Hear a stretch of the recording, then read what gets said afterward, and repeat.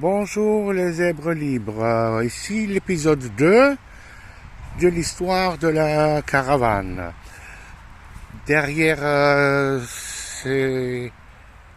cette palissade de bois devrait normalement être l'endroit où la caravane serait posée si je l'avais achetée. Je ne l'ai pas acheté, je reviens tout de suite sur le sujet, mais je vais vous faire maintenant vous montrer une alternative qui, bien sûr, étant donné de l'Allemagne du Nord, c'est la brume et l'amertume et les sanglolants de l'aumône m'obligent à ne pas acheter la caravane parce que celle qu'on m'avait proposée n'a pas de parois isolées contre l'hiver.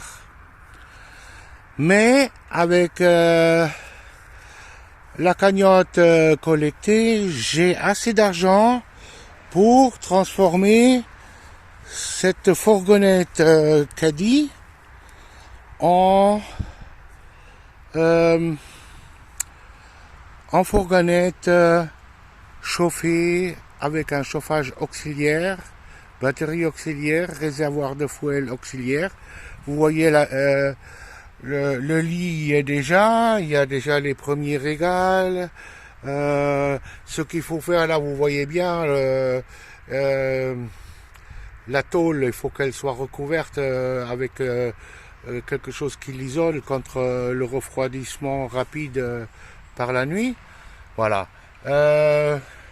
Le chauffage auxiliaire pourrait être installé en dessous et derrière les sièges. De même avec le réservoir de fuel et la batterie auxiliaire. Il faut voir ça de plus près.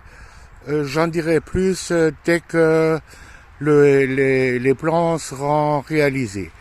Maintenant, ce que vous voyez ici, c'est que en fait, ces petites parcelles sont normalement des parcelles de pêcheurs. Et dans cette cabane juste à côté, là, tout en noir, je viens de voir qu'il y avait même un lit. C'est-à-dire que les pêcheurs sont habitués, dans le passé, à passer leur nuit ici pendant l'été. Bien sûr, l'hiver, c'est pas possible. Il fait trop froid. Et il en est de même avec la caravane. Là maintenant vous voyez bien jusqu'où la caravane irait, mais avec des parois non isolées, impossible de passer l'hiver. Il y avait bien sûr un chauffage, mais c'est seulement un chauffage suffisant pour le printemps et l'automne, et peut-être l'une ou l'autre nuit froide ou fraîche de l'été. Mais voilà. Donc l'histoire de la caravane s'est évaporée. Et puis vous voyez à l'arrière-plan, là même, peut-être avec le bruit aussi, vous entendez qu'il y a une grande route juste à côté. Ce qui ne me dérangerait pas trop, mais ce qui dérange ma chienne Lisa, qui ne peut pas marcher sans ma surveillance constante sur le chemin. Là, vous voyez un camion qui vient de rentrer, là. Lisa, comme hier.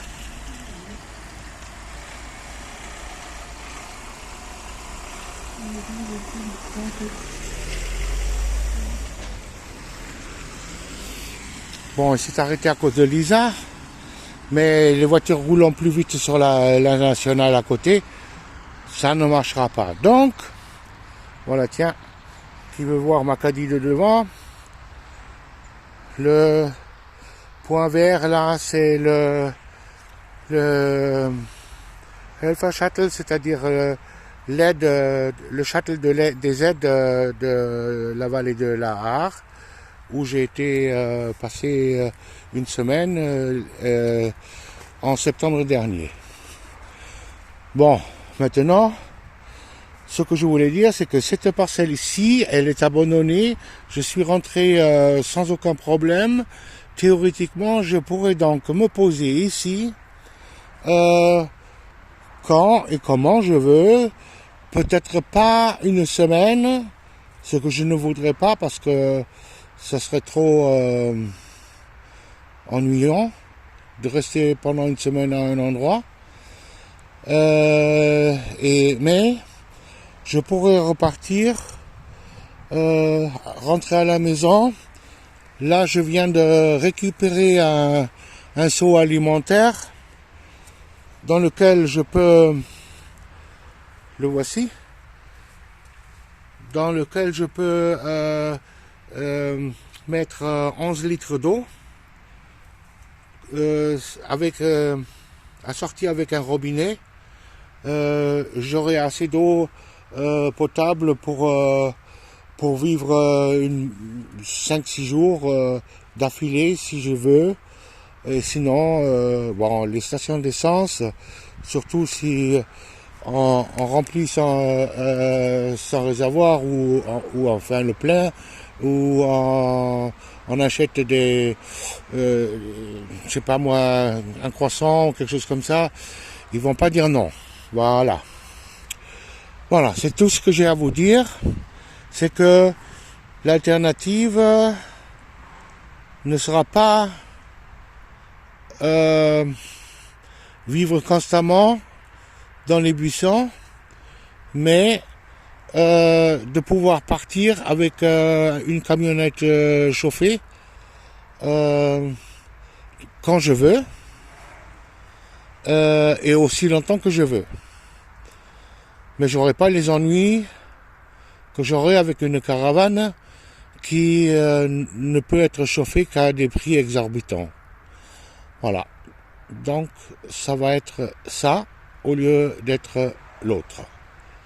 Merci de m'avoir écouté, merci d'avoir regardé. Je vous souhaite à tous une bonne journée, une bonne fin de soirée et une bonne semaine. À plus.